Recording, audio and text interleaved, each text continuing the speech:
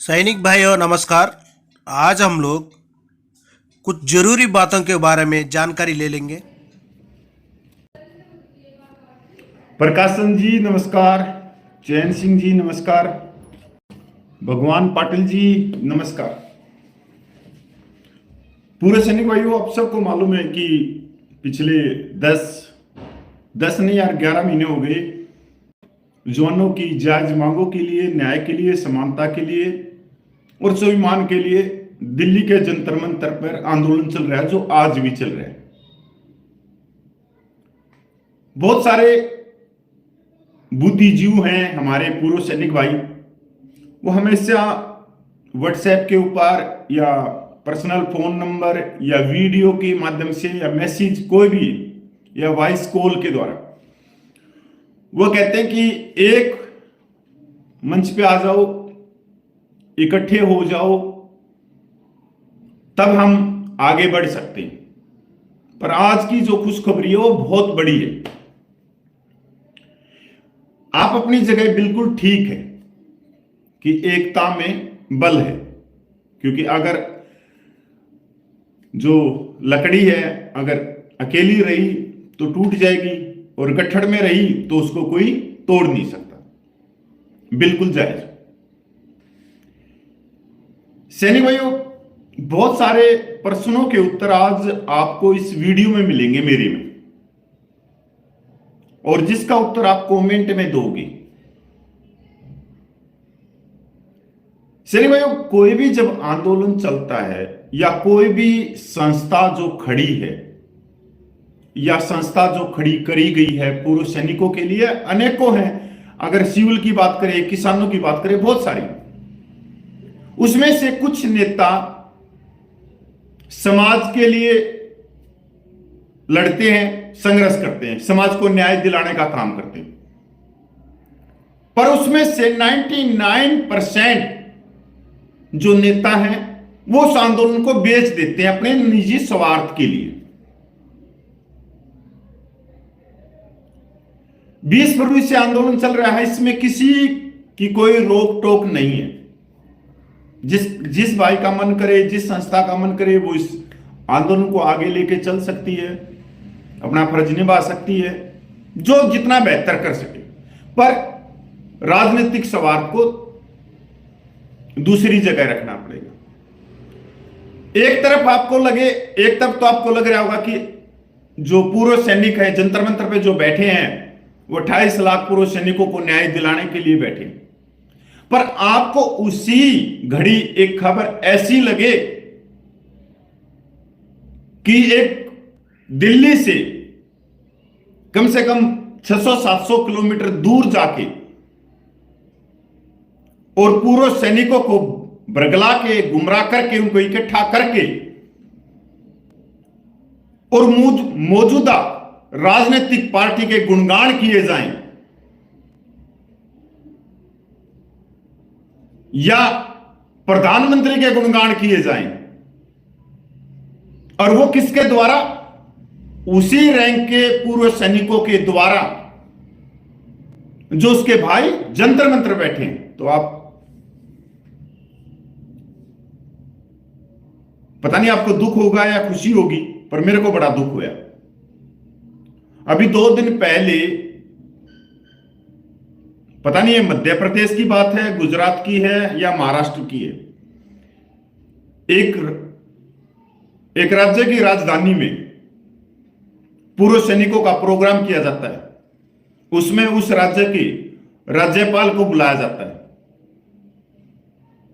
और राज्यपाल से पहले जो हमारे रैंक के सैनिक हैं जिन्होंने देश सेवा कम करी है, ट्रैक सूट पहन के उन्होंने खिलाड़ी बनकर ज्यादा सेवा करी। मतलब एक खिलाड़ी और एक सैनिक दोनों ही बहुत अलग अलग है। आपने भी देखा, आप लोगों ने आपके साथ में जो भर्ती हुए होंगे उनको भी देखा है कि जो ग्राउंड में रहता है उसकी क्या तकलीफ है, जो बर्फ में जाता है, जो रेगिस्तान में जाता है, जो नॉर्थ ईस्ट में जाता है, जो साउथ में पता नहीं कहां कहां जाता है, और एक आपका ही साथी खिलाड़ी बन के वो ट्रैक सूट पहन के कभी मतलब मेट्रो सिटियों में ही रहेगा। अगर वो व्यक्ति आपका मतलब प्रधान बना हुआ है, जिसको आपकी तकलीफों के बारे में नहीं पता, सैनिकों के मान और सम्मान, उनकी पे पेंशन की विसंगतियों के बारे में नहीं पता, तो यह दुर्भाग्य मेरा नहीं है और ना ही उस खिलाड़ी का जो पूर्व सैनिक है। यह दुर्भाग्य है आप लोगों का, यह दुर्भाग्य है आप लोगों का। मैंने जो टाइटल डाला उस टाइटल से कोई रिलेटिव नहीं है। माननीय राज्यपाल ने जो माननीय राष्ट्रपति का प्रतिनिधित्व करता है, जो लोकतंत्र संविधान का रक्षक है, जिस राज्य में वो बैठा है और वहां पर वो मौजूदा सरकार की बड़ाई कर रहा है, चर्चा कर रहा है, पता नहीं क्या क्या कह रहा है। 71 में ये कर दिया, 62 में ये कर दिया, 65 में वो कर दिया, करगिल में वो कर दिया। अब माननीय राज्यपाल साहब, जो सैनिकों ने जिन्होंने किया, उनकी धर्मपत्नी तो आपके सामने बैठी हैं, फिर उनको इंसाफ कौन दिलाएगा? वहां पर हमारे पूर्व सैनिक कह रहे कि अभी हमारे हाथ खुले हुए हैं, अभी हमारे को दिल्ली की तरफ नहीं देखना पड़ता। अब ये मेरे को पता नहीं, ये मेरे को समझ में नहीं आई कि ये 2014 के बाद में ही ऐसी बातें क्यों आई। सैनिकों के पास में तो हमेशा से वो हुक्म रहता है, 75 सालों से हुक्म रहता है। जो बॉर्डर पे बैठे हैं, क्या वो जो 75 सालों में जो जनरल बैठे वो इतने कमजोर थे कि वो दिल्ली की तरफ देखे? और इतने कमजोर थे तो फिर दुश्मन देश दिल्ली तक क्यों नहीं पूछ पाया? ये सारी फिल्में बनाई जाती है, पर वहां पर 1 rank on pension, military service पे, डिसेबिलिटी पेंशन, सैनिक विधवाओं की पेंशन जैसे रैंक की विसंगतियों के बारे में कोई बात ही नहीं।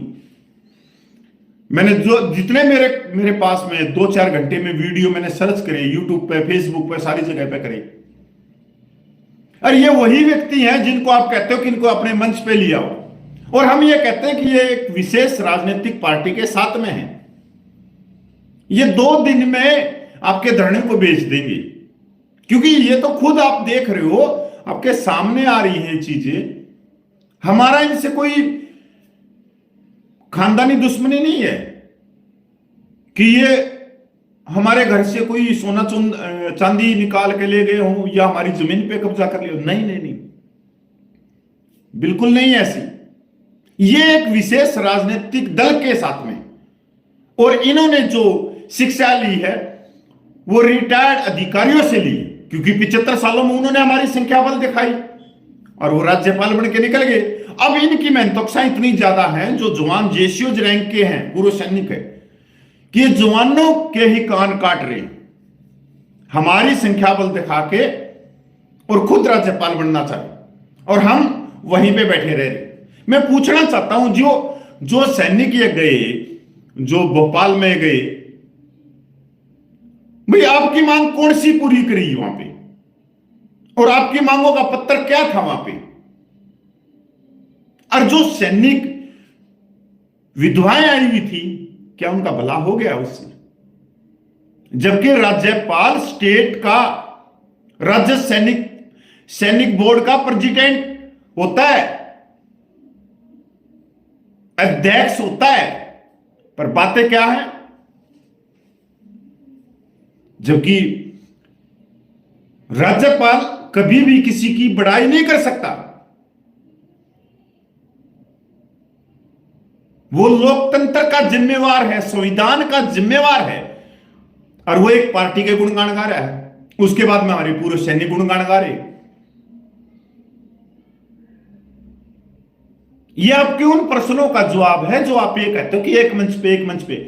अरे भाई, जो निस्वार्थ होगा, जो जवानों की न्याय के लिए आगे चलेगा, जो जवानों को न्याय दिलाने के लिए, जो जवानों के आत्मसम्मान और स्वाभिमान को जानता होगा, उसको ये कहने की जरूरत नहीं है और ना ही उसको न्योता देने की जरूरत है कि तू जंतर मंतर पे आ, क्योंकि जंतर मंतर का एक ही मंच है 28 लाख पूर्व सैनिकों का। वहां जंतर मंतर के मंच का कोई चौधरी है ही नहीं। पिछले 11 महीनों में हर वो सैनिक जंतर मंतर का चौधरी है जिसको अपना आत्म सम्मान प्यारा है। मेहनतक साए जो हमारे को ये बांट के रख रहे हैं, और ये बांटने वाले कौन है? जो अनेकों कमेटियां बनी है पूरे देश में, जो यूनियन बनी है, जो संस्थाएं बनी है, ये अपनी मेहनतक साए अपने राजनीतिक स्वार्थ के लिए हमारे को चाय पकोड़े समोसे में बांध के एक तहसील में, एक जिले में, एक स्टेट में रख दिया। कभी ये उस जगह तक गए नहीं।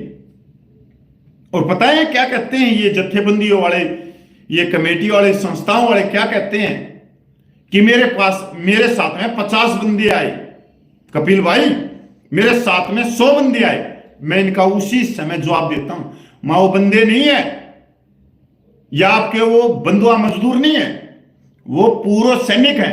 सर आप पहले तो प्रधान हो तो आप सम्मान देना सीखो। वो वही सैनिक है जिन्होंने 62, 65, 71 करगिल की जंगें लड़ी हैं, इस देश की जोड़ी में बार बार जीत डाली है और इस तिरंगे झंडे को ऊंचा लेके गए। आप उनको बंदा कैसे बोल रहे हो? मेरे से सबसे ज्यादा तो ये आदमी चिढ़ते हैं जिनको मैंने ठोक के जवाब इनके मुंह के ऊपर दिया, जबकि मेरे को यह मालूम है कि इसमें नुकसान होना है। क्योंकि अगर मैं उनकी तलवे चाट लूं, उनको यह बोल दूं नहीं सर 50 बंदे लेके आए, तो आप अगली बार 100 बंदे लेके आना। पर मेरा जमीर, मेरी इंसानियत, मेरी मानवता इजाजत नहीं देती कि किसी पूर्व सैनिक को, जो योद्धा है, जो सुरमा है, जिन्होंने अपने घर परिवार को छोड़ के जिसने देश की सेवा करी है, उसको मैं बंदा बोलूं नहीं। मैं उसी समय बोल देता हूं, प्रभु परमात्मा का डर है, उस प्रभु परमात्मा से डरते हुए बोलता हूं। मैं उनको खड़ी खोटी उसी समय कह देता हूं, उनको बुरा लगो भला लगो, मैं ये बंदे नहीं है, पूर्व सैनिक हैं और देश का गौरव है। इस चीज से पता नहीं हम कब निकलेंगे बाहर।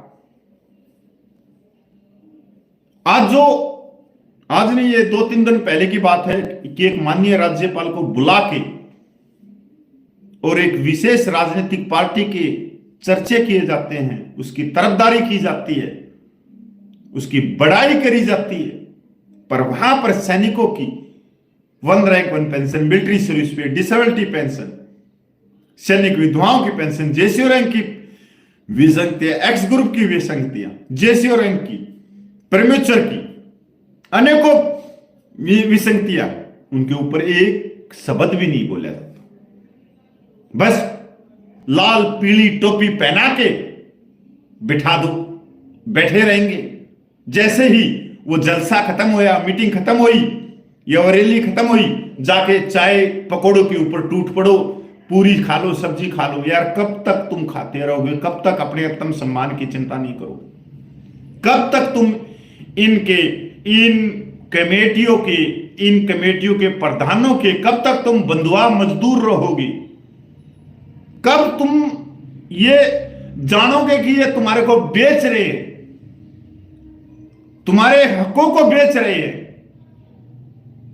भाई 10 महीने में अगर मैं चाहता तो इस आंदोलन को बेच के मैं भी निकल जाता। मेरे पास पता नहीं क्या क्या ऊपर थी, पर मेरी जमीर ने, मेरी इंसानियत ने, मेरी मानवता ने इतनी इजाजत नहीं दी। तो सैनिक भाइयों, जंतर मंतर के धरने को देखो, वो जंतर मंतर का धरना आपका है, आपके आत्मसम्मान का है। मैं आज भी कह रहा हूं, और आज से 4 महीने पहले जब आप मेरे को गालियां दे रहे थे या पहले दे रहे थे कि जंतर मंतर पे क्या है क्या नहीं है, क्योंकि सच थोड़ा थोड़ा बाद में आता है, हम झूठ को पहले पकड़ते हैं। पर आज खुद आप बोल रहे हो कि जंतर मंतर का धरना 100% सच्चा है, सच्चाई है, न्याय है। जंतर मंतर के धरने में देसी घी की तरह शुद्ध है।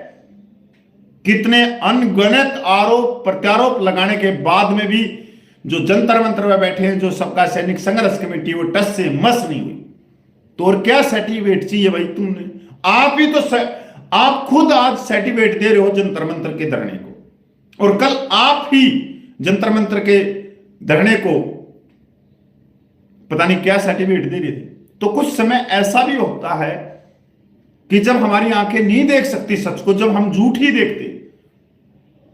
आप लोगों ने, मैं इतना ही कहूंगा कि ये वही व्यक्ति है जो मेरे पे 300 FIR दर्ज करवा रहे थे। ये वही व्यक्ति है जो मध्य प्रदेश के लैस नायक यज्ञ प्रताप को धमकी दे रहे थे। ये वही व्यक्ति है जो ये कहते हैं कि हमारी जो संस्था है वो राष्ट्रवाद के लिए है, वो वन रैंक वन पेंशन या मिलिट्री सर्विस पे फलाना धक्कड़ के लिए नहीं है। तो नहीं है तो तुमने बनाई क्यों पूर्व सैनिकों की संस्था? अगर बनाई तो फिर तुम आगे चलो और पूरे देश के सैनिकों को न्याय दिलाने का काम करो। यही तो होता है।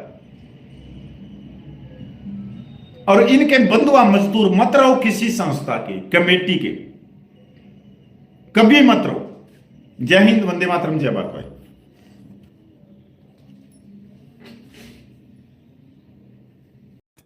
सैनिक भाइयों, जो लाइफ सर्टिफिकेट नहीं दिया है जल्दी से जल्दी लाइफ सर्टिफिकेट दे लेना आप लोग। जो नवंबर में ड्यू था लेकिन देने का मौका ही नहीं मिला, इसलिए अभी दे लेना। इसी महीना 20 तक आप लोग दे लेने से अच्छा है, आपका पेंशन में कोई भी रिकॉर्ड नहीं पड़ेगा। और एक बात है, सरकार इतना दिन से अपना भाई लोग जंतर मंतर में धरना कर रहे हैं लेकिन अभी तक कोई भी नुमाइंदा नहीं आया बातचीत करने के लिए। जो सरकार जल्दी से जल्दी सोचकर जो अपना फौजी भाइयों का जो मांग है जल्दी से जल्दी करने से अच्छा है। जो भाई लोग सर्दी में भी हो, धूप में हो, बारिश में हो, जंतर मंतर में बहुत तकलीफ से उधर गुजर रहे हैं। ओके फ्रेंड्स, नेक्स्ट वीडियो मिलेंगे। जय हिंद, जय भारत, भारत माता की जय। सैनिक एकता जिंदाबाद।